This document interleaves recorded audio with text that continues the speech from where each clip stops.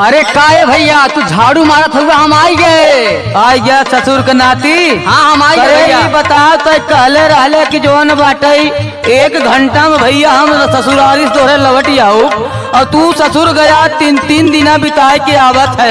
करे का बताई भैया ऐसा ऐसा समनिए देख ले सुना बतावत है। समनिए देख ले है करे कुछ गड़बड़ उबड़ के कहले है। गड़बड़ ना ऐसा ऐसा चीज देख ले है सुना बतावत है। बताओ बताओ। अरे सुन लाए हमारे भैया रतिया भैल खूब जगैया। अरे सुन लाए हमारे भैया रतिया भैल खूब जगैया।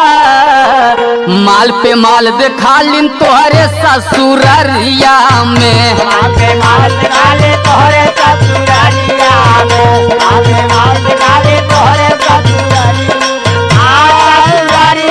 में हो ससुररिया में हो ससुररिया में।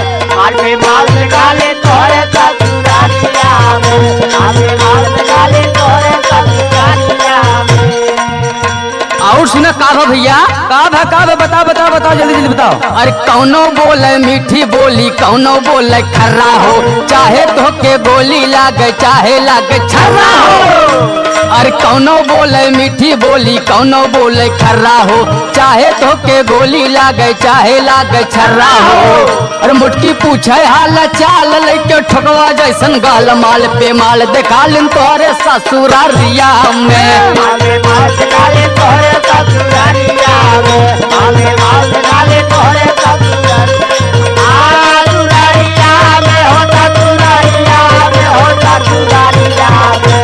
माल पे माल दिखा ले तोहरे ससुररिया में। माल पे माल दिखा ले तोहरे ससुररिया में। और जौन हाउ 3 नंबर पे होके जाने ला। अरे हाउ जोन बाटे सलीमवा। अरे नहीं सड़वैनिया तोहार 3 नंबर वाली। अरे तीसरी वो जोन बाटे। हाँ तू का कहे पता हो। का कहत रही सोनिया का है का हो जीजा कैसन तुला जाला हो। ऐसन मौका मिली नहीं धीरे से तू खाला हो। सोनिया का है का हो जीजा कैसन तुला जाला हो। ऐसन मौका मिली नहीं धीरे से तू खाला हो। जीजा बोले हमके मुनिया दिल में बाजे हरा मुनिया। माल पे माल देखा लिन तोहरे ससुरारिया में। माल पे माल दिखा ले तोहरे ससुररिया में। माल पे माल दिखा ले तोहरे ससुररिया में हो ससुररिया में हो ससुररिया में। माल पे माल दिखा ले तोहरे ससुररिया में। माल पे माल दिखा ले तोहरे ससुररिया में। और भैया शब्द सब छोटकी का कहे पता हो।